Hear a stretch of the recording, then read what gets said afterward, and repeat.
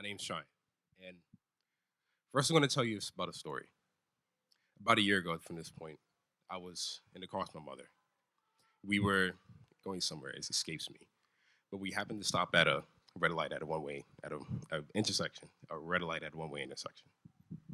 And there happened to be these Girl Scouts, maybe cheerleaders, I forgot exactly who. They were asking the passing cars for donations. So I said, okay, whatever. I was just minding my business.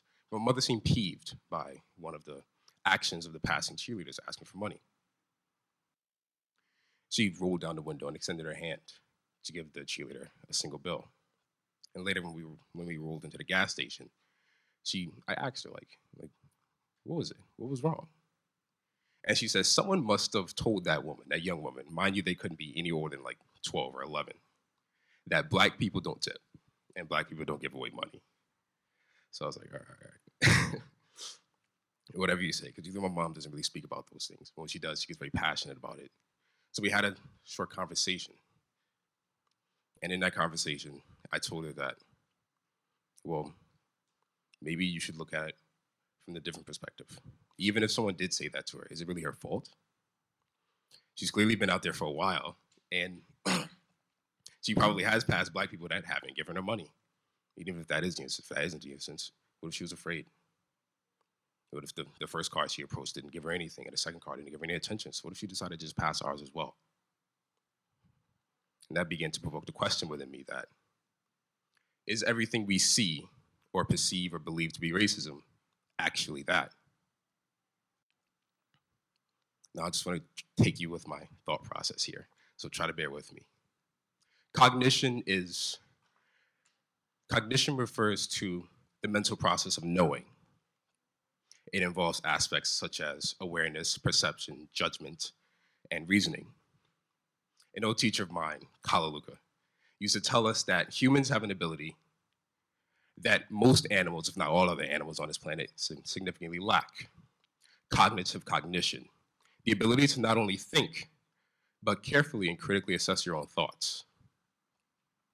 Now, cognitive cognition definitely wasn't the term that he was looking for, probably, but it really begins to take into perspective how humans think from the get. You can teach an animal to identify shapes, colors, and items, and maybe even patterns of certain shapes and colors of certain items. But only once has there been a recording of an animal asking an existential question. That question being what color, while looking in the mirror. And Alex the parrot, the subject of a 30-year experiment, cognitive experiment, learned that his color was in fact gray. But now think of how many existential questions you've asked yourself in your lifetime, such as who am I exactly? Where am I? Where are we in this universe? Why are we here?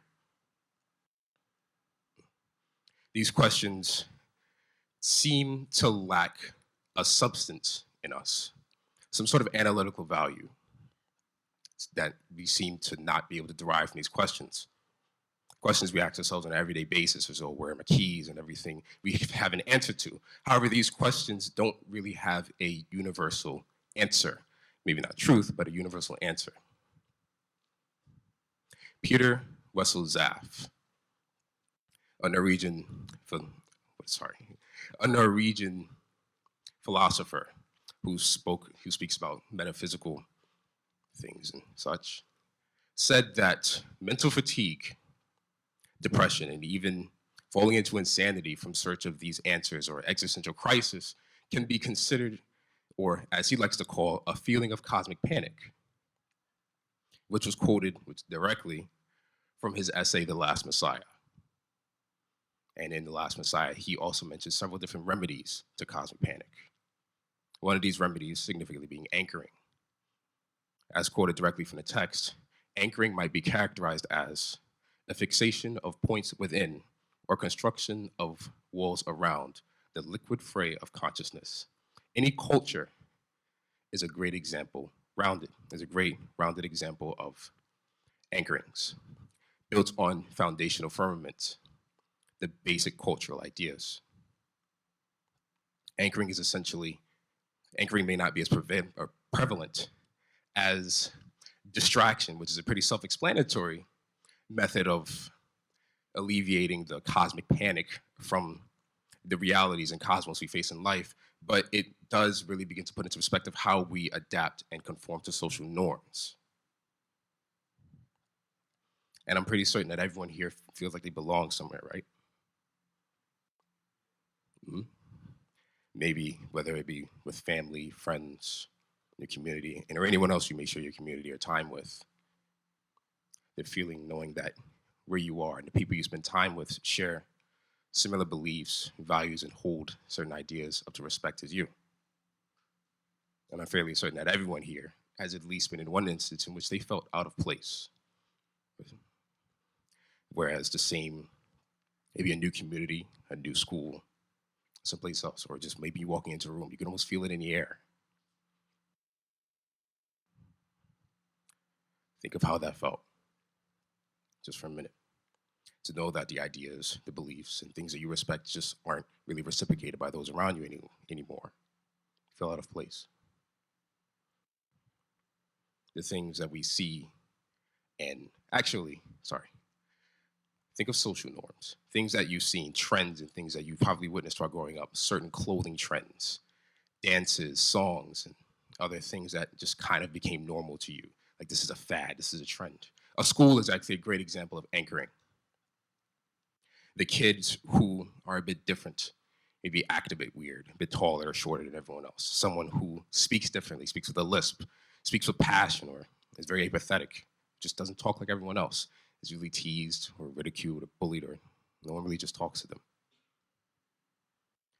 How exactly the things that we see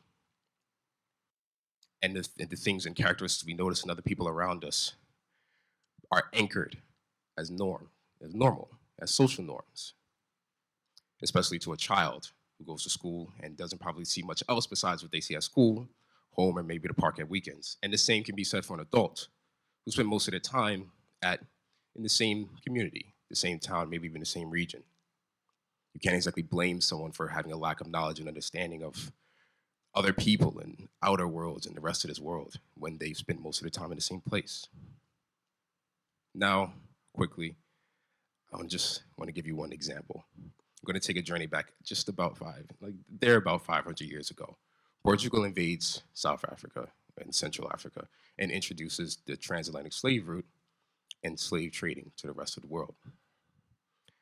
Most slaves at the time were brought into the Americas, but most slave traders still lived, if they didn't decide to go live in the Americas and remain in the Americas, still lived in Europe, Portugal, Spain, and anywhere else they may have been from. Something happened to these men going on these expeditions. Now, we can all agree that dozens of men, especially when they were like 10 years old, didn't see themselves 10, 20 years from then sailing hundreds of miles to a country that they've never seen to capture and enslave people that they've never met and probably never will meet. It's ludicrous for me to think of that. So since we can all agree on that, probably, let's begin to imagine what would happen if you were to take someone and put them in that situation. Now someone's doing something that they've probably never thought they would do before. Suddenly they're put in a situation where this is their job, their career, it's what they do, it's their profession. And what they're doing, they bring back home and they feed their families. Now, I understand that what they did was terrible and I'm condoning their actions. But think of it just from their perspective, just for 1 minute, what they may have gone through. Justification. Has any of you ever probably spoken to someone who has a heavy job, like a police officer, prosecutor, someone has to work with belligerent people or sentencing people to things that might change their life forever? No? You ever notice how they seem slightly apathetic towards it? Or maybe just calm about it. Things that you probably couldn't see yourself doing in a million years, they do every day. So you begin to imagine why they're so comfortable with it. It's because this is what they do. They don't do it for fun, but they do it for a reason. They do it so they can bring back food and money to support themselves and their family. So this is what happens. They go enslaving people in which they don't know, and they become apathetic to it. And they use justification, and they develop a sense of superiority over these people that they enslave as means of justification for their actions. Suddenly you have people going along with each other, your peers, suddenly your friends are going to African slave and buying slaves and things like that.